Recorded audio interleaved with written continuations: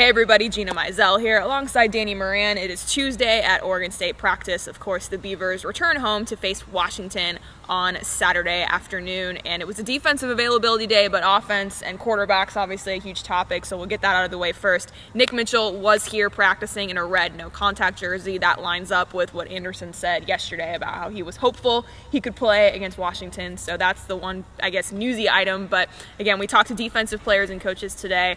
It's a lot of some of these key guys that'll be their last home game. You got to spend time with Joshua James and sort of have him reflect. What did you learn, from talking to him today?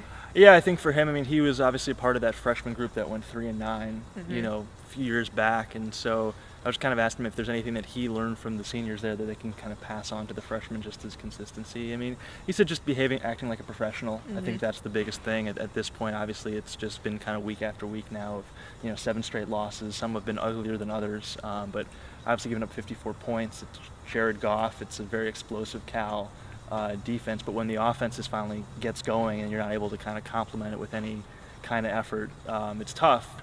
Part of it's injuries, part of it's just kind of they don't have a lot of guys at this point. Yeah, especially in the secondary. You look at Larry Scott's still out. Devin Chappelle was banged up. Kind of the list goes on and on. Gabe Ovgard was running with the first team today, which he's gotten a lot of praise over the last few days. And we tried to track him down, nowhere to be found. So maybe we'll be able to get him later on this week. But that maybe is one bright spot. But certainly the secondary continues to be an issue, even moving forward against Jake Browning, who threw for 400 yards last week. Right. And so the hope for, I think, if you're Oregon State, Washington had a lot of drop balls, kind of a disastrous second half meltdown against Arizona State last week. Obviously that defense played well, but I think kind of the hope is that you get a boost from Oregon State's defensive perspective, boost from some of the seniors on their last game at Reser Stadium, maybe get a couple drop balls and turnovers that kind of haven't really swung their way, and just kind of put the offense in better position to score this week, because otherwise it's going to be tough.